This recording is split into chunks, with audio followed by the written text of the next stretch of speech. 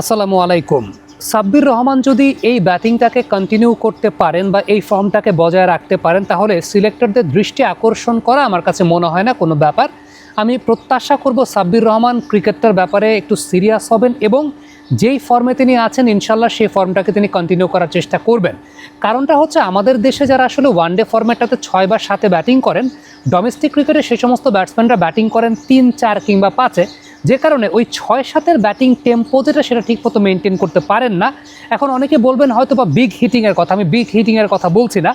6 বা 7 নম্বরে ব্যাটিং করার কিছু ডিসিশন মেকিংয়ের ব্যাপার আছে এবং সেই ডিসিশন মেকিংটা অনেক বেশি মাত্রায় মনস্তাত্ত্বিক। সাপোজ একজন ব্যাটসম্যান যখন 3 বা 4-এ ব্যাটিং করছেন, তিনি জানেন যে তিনি কিন্তু লাস্ট রেকগনাইজড ব্যাটসম্যান না, তারপরও আরও 2-3 জন বা 4 জন ব্যাটসম্যান আছেন, তিনি অনেক সাহসী শট খেলতে পারেন। ওই ব্যাটসম্যানটাকে যখন আবার আপনি 6-7-এ ব্যাটিং করাচ্ছেন, তখন কিন্তু মনস্তাত্ত্বিকভাবে তার মধ্যে একটা প্রেশার কাজ করে যে আলটিমেটলি আমার পরে তো আর ব্যাটসম্যান নাই, আমি চাইলেই এখন সুইপ করতে পারবো না, রিভার্স সুইপ করতে পারবো না।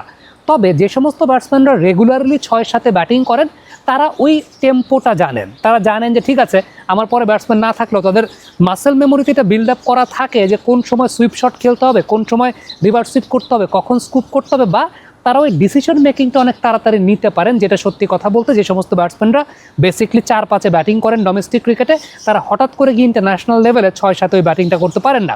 আজকে যদি আমি একটু আপনাদেরকে দেখাই, তাহলে মেহেদী রানাকে, একজন পেস বোলারকে সাব্বির রহমান সুইপ শট করেছেন। এখন এই যে সুইপ শট করার জায়গাটা, আমরা লাস্ট ওয়ানডে সিরিজটা যখন দেখলাম যে আফিফ তো সুইপ শট করতেই যাচ্ছেন না, এখন যাচ্ছেন না কেন? আফিফ কি সুইপ শট করতে পারেন না? প্রিমিয়ার লিগে তো করেন, প্রিমিয়ার লিগে করেন, তার পেছনে কারণটা হচ্ছে প্রিমিয়ার লিগে ব্যাটিং করেন 4-এ। এখন 4-এ ব্যাটিং করে ওই রিস্কি শট তিনি অ্যাটেম্প করতে যেতে পারেন, কারণ তার মনস্তাত্ত্বিক প্রেশারটা নাই যে ঠিক আছে আমার পরে তো আরও 2-3 জন ব্যাটসম্যান আছে। কিন্তু যখন ইন্টারন্যাশনাল ক্রিকেটে he is the last recognised batsman এবং ওই ব্যাপারে তার অভ্যস্ততা নাই, তখন তিনি ওই সুইপ শটের অ্যাটেম্পটা করতে যেতে পারেন না। সাব্বির সেই কাজটা রেগুলারলি করেন। এর আগে বিসিএলে আমরা দেখেছি যে এরকম 6 বা 7 নম্বরে ব্যাটিং করে তিনি বেশ ভালো ব্যাটিং করেছেন এবং তার ওই অভ্যস্ততার জায়গাটা আছে এবং তিনি সেটা খুব ভালো মতো সেই কাজটাকে করতে পেরেছেন। এখন সাব্বিরের টেকনিক্যাল জায়গা নিয়ে যদি কথা বলি, আমি কেন বিশ্বাস করি যে সাব্বির যদি এই ফর্মটাকে অব্যাহত রাখতে পারেন, তার মধ্যে সকল প্রকার পসিবিলিটি, পটেনশিয়ালিটি আছে সিলেক্টরদের দৃষ্টি আকর্ষণ করার জন্য। নাম্বার 1 হচ্ছে তার বডি ব্যালেন্সের জায়গাটা। প্রত্যেকটা শট যখন সাব্বির করছেন, আপনি খেয়াল করে দেখবেন তার বডি ব্যালেন্সটা সবসময় স্টেবল। এবং আপনি যদি বাংলাদেশ ক্রিকেটের পার্সপেক্টিভে চিন্তা করে থাকেন, তাহলে বাংলাদেশ ক্রিকেটের শট খেলার সময় এত স্টেবল বডি ব্যালেন্স আমি আসলে অন্য কোনো ব্যাটসম্যানকে দেখি না। দেখেন, একটা কথা আমরা প্রায় বলি, অফের বল লেগে টেনে খেলতে গিয়ে আমাদের ব্যাটসম্যানরা আউট হন। হ্যাঁ, অফের বল লেগে খেলতে যাওয়াটা বা এটা একটা রিস্কি অ্যাটেম্প, কিন্তু সেটা এক্সিকিউশন যদি আপনি করতে পারেন, আপনার চেয়ে স্কিলফুল ব্যাটার তো কেউ নাই। অনেক ব্যাটসম্যানকে নিয়ে কথা হয় যে অফের বল লেগে টেনে খেলে। কথা কেন হয়? কারণ তারা লেগে টেনে গিয়ে খেলতে গিয়ে পারেন না, তাদের বেসিকটা, তাদের বডি ব্যালেন্সটা এরকম স্ট্রং না। আজকে সাব্বির অফের একটা বল টেনে লেগে খেলেছেন, টাইমিং কি হয় না? টাইমিং তো হয়েছে। বিসিএল এর আগে আমরা দেখেছিলাম অফের বল টেনে তিনি খেলছেন, টাইমিং কি হয় নাই? টাইমিং তো হয়েছে। সো এটা সাব্বিরের বডি ব্যালেন্সটা তাকে অনেক বেশি মাত্রা সহযোগিতা করে।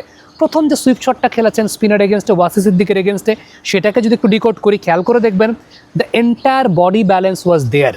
তার টো পজিশনটা ডমিনেটিং টুয়ার্ডস দ্য বোলার এবং শটটা খেলেছেন ফ্রন্ট লেগটাকে ক্লিয়ার করা অবস্থাতে, মাথা থেকে পা পর্যন্ত একটা সরল রেখা যদি টানেন, এক সরল রেখায়। আফটার দ্যাট যে বলটা তিনি পরবর্তী সময় আলাউদ্দিন বাবুকে খেলেছেন, সেটাকেও লক্ষ্য করে দেখেন বডি ব্যালেন্সটা প্রত্যেকটা ক্ষেত্রে পুল শটের মাধ্যমে যেটা তিনি করেছেন, ফ্রন্ট ফুটের উপর বেস করে করেছেন, কিন্তু আপনি ব্যাকফুটের ওয়েট যে জায়গাটা, ব্যাকফুটে যখন তিনি ওয়েটটাকে পরবর্তী সময়ে নিয়েছেন, আপনি খেয়াল করে দেখবেন যে কত সুন্দর একটা স্টেবল বেস তিনি বজায় রেখেছেন। আফটার দ্যাট ফাহাদকেও একটা মার তিনি মেরেছিলেন, সেটাও যদি আমরা দেখি, খুব চমৎকার বডি ব্যালেন্স মেনটেন করে। এবং ফিনিশিংটা খেয়াল করে দেখবেন, প্রত্যেকটা শটের ফিনিশিং যে সময়টায় হচ্ছে, আপনি মাথা থেকে শুরু করে তার পা পর্যন্ত একটা সরল রেখা টানতে পারবেন। It's because of his body balance. Alauddin বাবুকে পরে যেগুলোকে আমরা বলি না যে ক্রাঞ্চি টাইমিং বা ক্র্যাকিং শট বা ক্র্যাকিং স্ট্রোক, ওই ধরনের টেকনিক্যাল জায়গা থেকে ক্র্যাকিং স্ট্রোক সাব্বির জেনারেট করতে পারেন right from the middle part of his bat. এটার অন্যতম বড় কারণটা তার বডি ব্যালেন্স ইজ প্রপার। আবারও বলি, 6-7 নম্বরের ব্যাটসম্যানের 2 ধরনের রোল থাকে, একটা থাকে ড্যামেজ রিপেয়ার, আরেকটা থাকে এক্সেলারেশন। এখন ড্যামেজ রিপেয়ারটা কোন দিন করতে হয়? আনফর্চুনেটলি আমাদের বাংলাদেশে যেহেতু ম্যাক্সিমাম দিনই টপ অর্ডার এবং মিডল অর্ডার তারা ফ্লপ করে থাকেন, তখন ড্যামেজ রিপেয়ারের কাজটা করতে হয়। Then you need the solid techniques, you need to rotate your strikes. এবং সবচেয়ে উল্লেখযোগ্য ব্যাপার হচ্ছে যে আপনাকে কখনো কখনো হরাইজন্টাল ব্যাটে কিছু শটস খেলতে হয় এবং সেই হরাইজন্টাল ব্যাটের শটসগুলো আসলে square off the wicket, sweep, reverse sweep, backward point দিয়ে খেলা, এগুলো আমাদের ব্যাটসম্যানরা ম্যাক্সিমাম ক্ষেত্রে আসলে করতে সাহস পান না। এই শটগুলো করার একটা সাহস প্রয়োজন হয়, যেটা সাম্প্রতিক সময় আফিফ বা মাহিদুল অঙ্কন এদেরকে যখন 6-7 চিন্তা করা হয়, তারা তো অভ্যস্ত না যে ওই টাইমে সুইপ শট তারা করবেন, কারণ তাদের টেনশনের জায়গাটা আছে। সাব্বিরের স্কোয়ার অফ দ্য উইকেট এই জায়গাটা খেলাটা খুব ভালো। আমি ড্যামেজ রিপেয়ারের কথা বলছি, কারণ ড্যামেজ রিপেয়ার করার ক্ষেত্রেও কিন্তু আপনার অ্যাটাকিং ক্রিকেটটা খেলতে হয়, কারণ আপনি যখন অনেক বেশি মাত্রায় বকডাউন হয়ে ডিফেন্সিভ ক্রিকেটটা খেলবেন, তখন ড্যামেজ রিপেয়ার হওয়ার চাইতে অপোনেন্ট আপনাকে পেয়ে বসে। এর চাইতে আপনি যদি সত্যি কথা বলতে বেশ কিছু শটস খেলতে পারেন স্কোয়ার অফ দ্য উইকেট, তখন এটাকে আপনাকে অনেক বেশি মাত্রায় প্রেশারটাকে রিলিজ করায়। সো এইটা যেমন সাব্বিরের আছে। দ্বিতীয়ত, যেদিন বেশ ভালো একটা ফাউন্ডেশন তৈরি হয়ে গেছে, ওই দিনটাকে রানটাকে এক্সেলারেট করা। রানটা হয়তো বা ওইরকম একজন ব্যাটসম্যান না থাকলে পরে 265-70 হতো, ওইরকম একজন ব্যাটসম্যান যদি ওই দিন ক্লিক করে যান, সেটা হয়তো বা 300-র কাছাকাছি কোনো একটা টোটাল হবে। সো এই বিষয়টা, এই দুইটা রেসপন্সিবিলিটির জন্য আমার কাছে মনে হয় যে এই পার্টিকুলার পজিশনটা that is a very specialised batting position, এবং whoever bats there at domestic level, আমার কাছে মনে হয় he should be promoted at the international level, এবং ওইটাই আমাদের সিলেক্টরদের দৃষ্টি আকর্ষণ করাটার একটা বড় জায়গা হওয়া উচিত। বাট অ্যাপার্ট ফ্রম দ্যাট, আমার কাছে মনে হয় যে first of all Sabbir Rahman he has to be very much serious about his cricket, এবং এই যে ফর্মটা যেটা তিনি আজকের এই ম্যাচে দেখিয়েছেন, এর আগে আমরা বিসিএলে দেখেছিলাম, Sabbir Rahman he should believe that yes, I have the capability to come back and I want to come back to the national side. এটা তার বিলিভ করাটা আগে সবচেয়ে বেশি জরুরি বলে আমার কাছে মনে হয়।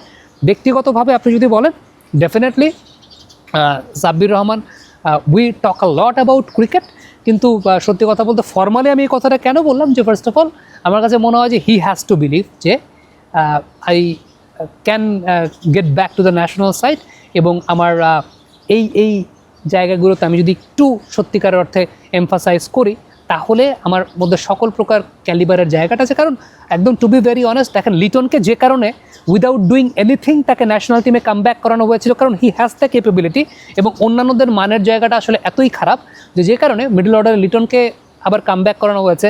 ঠিক সিমিলার জায়গা থেকেই সাব্বির যদি একটু কনভিন্স করতে পারেন টু দ্য সিলেক্টর যে okay, I am serious about my cricket, এবং এই ফর্মটাকে কন্টিনিউ রাখা মানেই তো সিলেক্টররা বুঝবেন যে না, he is working hard and he is really believing on his talent, এবং এই জায়গাটাই আমার কাছে মনে হয় যে সবচেয়ে ইম্পর্টেন্ট ব্যাপার for Sabbir Rahman to come back into the ODI side. Comment বক্সে আপনাদের মন্তব্য মতামত জানতে চাই, লিখে পাঠাবেন।